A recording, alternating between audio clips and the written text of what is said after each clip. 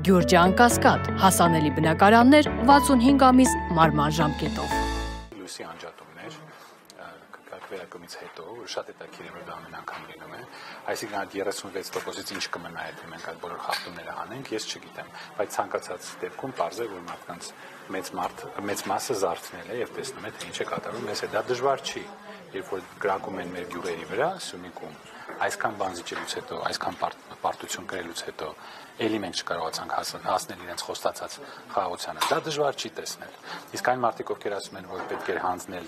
ասենք Արցախը կամ ինչ-որ ուրիշ մասերը Հայաստանի, որպեսզի մենք լավ ապրենք, թող մտածեն, որտեղ Արցախը հանձնելուց հետո պատերազմը եկավ Սյունիք, Սյունիքը հանձնելուց հետո որտեղ է գալու պատերազմը դուք մտածեք, ուշ է գալու թե Սևան, իսկ գյումրեցիները թող լավ նայեն, իսկ կարծում եմ նրանք շատ լավ գիտեն Ախուրյան գետի արևմտյան ափում ինչ պետություն է գտնվում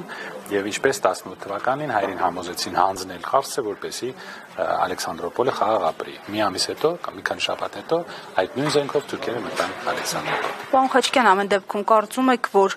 թիմ ընտրությունները կդառնան ինչ-որ համապետական գործընթացի սկիզբ, որովհետեւ հանրային ու քաղաքական տարբեր շրջանակներ նման ակնկալիքներ ունեն։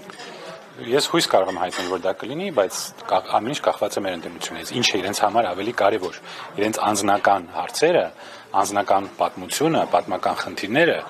ամբիցիաները, աթոռները, թե մեզ ազատելը այս ռեժիմից։ Ես հույս ունեմ, որ գուցե նրանք դա ավելի կարևոր կհամարեն։